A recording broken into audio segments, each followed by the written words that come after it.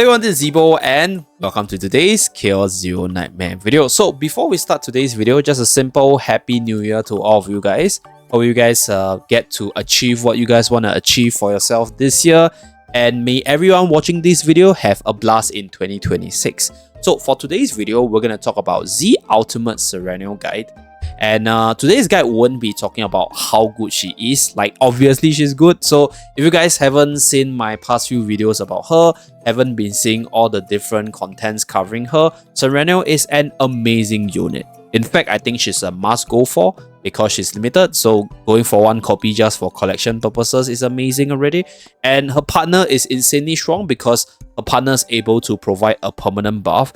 So moving forward, if there's a unit which is able to also synergize with Peko the partner, you can also use Peko with that unit as well. So generally speaking, Sereniel as a unit is insanely strong, insanely meta. She's able to allow you to farm faster, allow you to farm more easily with the build-up of a deck, as well as carry you in multiple contents, including being in the best team for Great Rift. So for those of you guys who need a validation, go for her. Really good. Go for a partner as well. So what are we going to cover in today's video now we did a TLDR of how good this unit is? We're going to talk about the different caveats you need to know about her, the build up for this unit, the manifest ego you want to get to, as well as the different combos and the units you can team this unit with, as well as the future potential of this unit. So without further ado, let us start today's video. So first, let's start with the build up for this unit. So I'll start off with the potential side.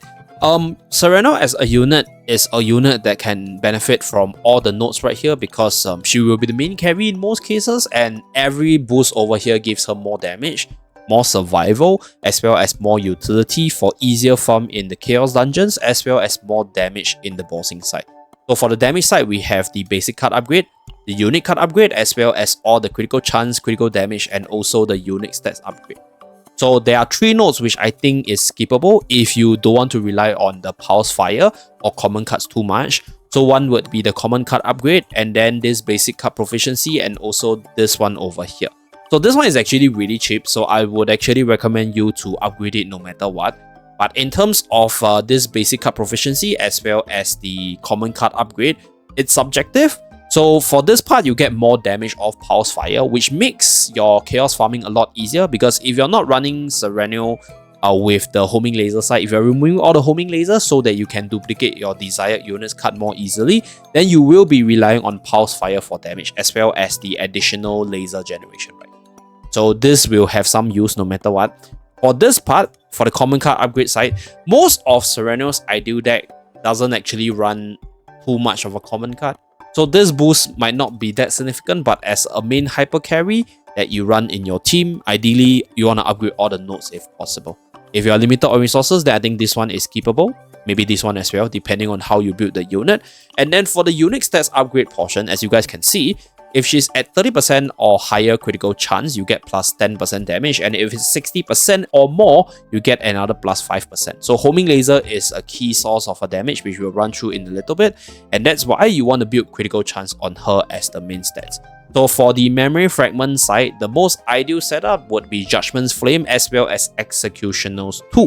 This is because she has a really high critical chance and she's going to spam her bullets or her lasers a lot. So she's going to crit a lot, and this plus 25% critical damage chance is going to boost the damage greatly. On top of that, Judgment Flames is a set that's simply meant for her because she ravages the target insanely quickly, and that plus 50% amount to all her instinct card is just amazing because she's going to get her cards back, she's going to spam the lasers multiple times, and this additional boost is amplified greatly with this set right here. So the main stats you want to go for would be critical chance on the ideal set right here, and then the subsequent desire and imagination can be a mix of attack percentage or instinct damage, but more importantly, you want to have some critical chance substats in these memories right here. So that's for the memory build up for Sereniel. So key stats would be critical chance. So you want to push this to 60% if possible, which I'm still working towards. And then for the other sets itself, instinct damage or attack percentage would be appreciated. But more importantly, crit chance will be something that you want to aim for. So that will be for the last three set over here.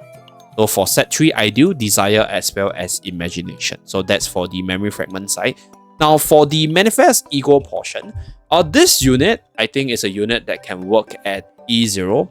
But having boosted her to E1 and then E2, I realized that E2 and E1 is a massive upgrade to her kit. So first of all, let's talk about E1. E1 is a boost activating 2 additional homing lasers.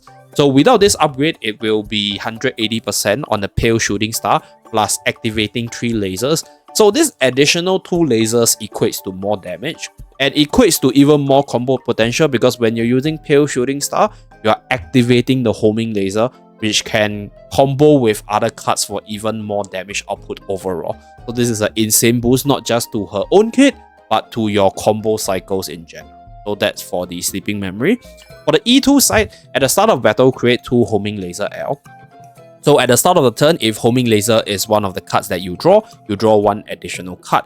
So this allows you to get 2 homing lasers at the start of the battle for more damage as well as more combo potential. And in the event, if you draw into homing laser, it's not just a 0 cost damage with Afterglow card, but also an additional draw for your combos as well. So generally speaking, in terms of her Manifest Ego, if you have the financial capabilities, if you have the resources, I'll strongly recommend you push her to E2 right here. So that's with regards to Sereniel. The other Manifest Ego will offer you insane damage boost, but based off your own resource management, you decide whether or not you want to push her further. Because she's an amazing unit, definitely worthy to push to E6 if you have the resources. But if you are limited on the resources, E2 is pretty darn good as well. So for the partners portion, Peko hands down is the best partner for this unit, even at just E0.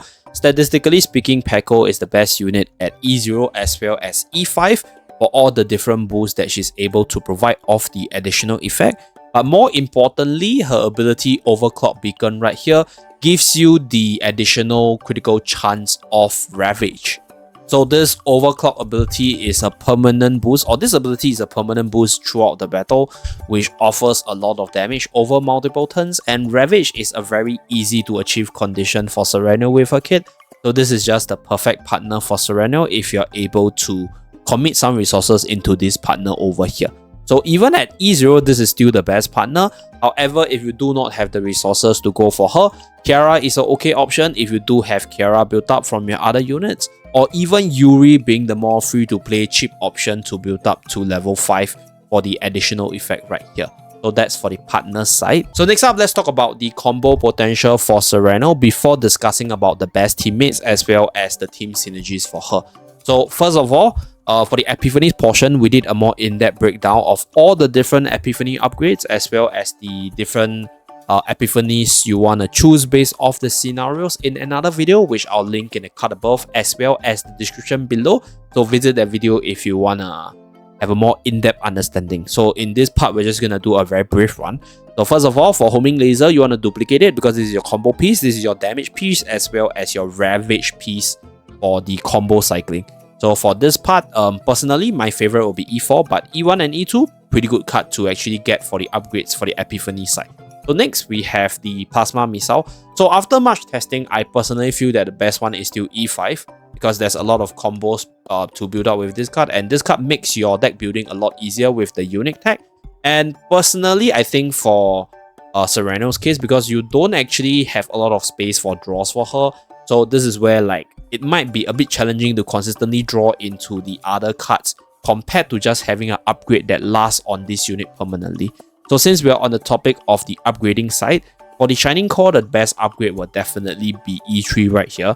Because for the other cards, yes, you do generate homing lasers for your burst combo, for the different like generation of more lasers, for the different ravage combos, for all the different combos with other cards. But Shining Core upgrade E3 right here is just a consistent source of generating homing laser as you ravage the opponent every single turn. So if you have your Selena support, which is able to reset the Ravage bar, you are able to Ravage the opponent multiple times to get multiple homing lasers L in one turn. So this card alone generates a lot of laser value and is a consistent card which doesn't require you to draw into it consistently. So that's for the Shining Core upgrade. And then for the Cobalt Light upgrade, I think most of these are great. Personally, E1, E4 as well as E5 would be the recommended choice. So that's for Cobalt Light. Now, let's talk about the different combos in Sereniel kit as well as the easy combo you want to know with other units. First of all, we have the homing laser plus plasma missile combo. So if you have went for the on Ravage or at the start of the turn, move back into hand upgrade for homing laser. At the start of the turn, homing laser will return from wherever it is, from the discard pile or the draw pile into your hand. And this will give you that additional damage of plasma laser whenever the homing laser moves to hand in one turn. So this is 4 cards, and then when you use it and you ravage the opponent, these 4 cards will come back again. So you get this 8 laser value just off this upgrade for the homing laser, plus the plasma missile upgrade right. And another thing to take note is that homing laser, being a 0 cost attack card, is able to synergize with a lot of mechanics. So this allows Sereniel to be a really good future-proof unit, because if there's more units with all these keywords right here, they're gonna benefit when you pair them with Sereniel, and yeah, you're gonna get some insane combos. So obviously, first of all, will be the 000 quest with cages. Being a 0 cost card, homing laser is able to complete the 000 quest multiple times, because it comes back to your hand at the start, you use it, you complete the quest, you ravage the opponent, you get the cards back, you use it, you get more quests done throughout this whole process. So this is one thing to take note of.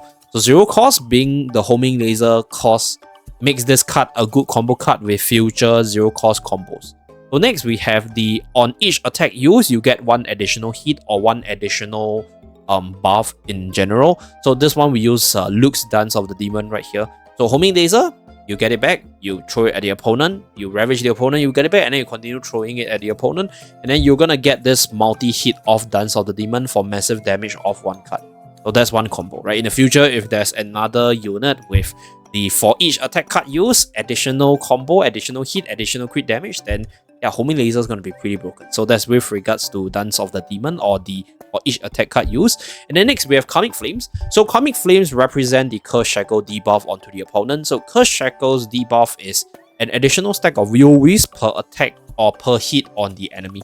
So right here, homing laser, you use it on the opponent, you build up your AoE stacks, and then you ravage the opponent, you get the lasers back, you continue throwing at the opponent, and that allows you to quickly build up the AoE stack on your Chizuru for your Shadow of the Moon attack. So that's for the different combos with the homing laser tech. And then there's also the Shooting Star combo within the deck itself. So Pale Shooting Star right here activates the homing laser. So activates means you use the homing laser, which means that you're effectively proccing all the cards once again, which activates all the 0 cost as well as the attack card combo and also the Curse Shackle combo. So this allows you to perform an easier break on the opponent, as well as generate the activation value of homing laser with just Pale Shooting Star right here. And this is why the E1 upgrade on Pale Shooting Star is an amazing upgrade, because not only does it give you more damage, but it gives you more combo potential as well. So with all those upgrades as well as combos out of the way, let's talk about the potential partners, right, for Sereniel. So like I mentioned earlier, Sereniel is a unit that I think has a lot of future-proof potential, because there's just so many things you can do with her.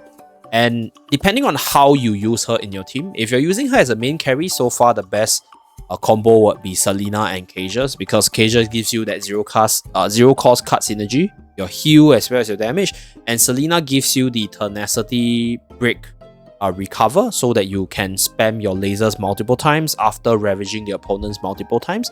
So this is the strongest damage comp for her as the main DPS for the Great Breath. But there are other units which you can use in the team, for example like Nia. So you can do some discard shenanigans for your Dimensional Cube damage boost, and then you can combo this with Cages for your 0 cost draw combo cycling. So that's one combo. This is also a pure instinct team as well.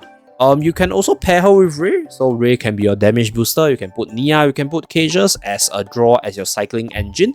So that's how you build her as the main DPS. You can also combo her with Hugo. So Hugo has the Initiate the Hunt. So you get that commence the Hunt stack every single time you use a skill card.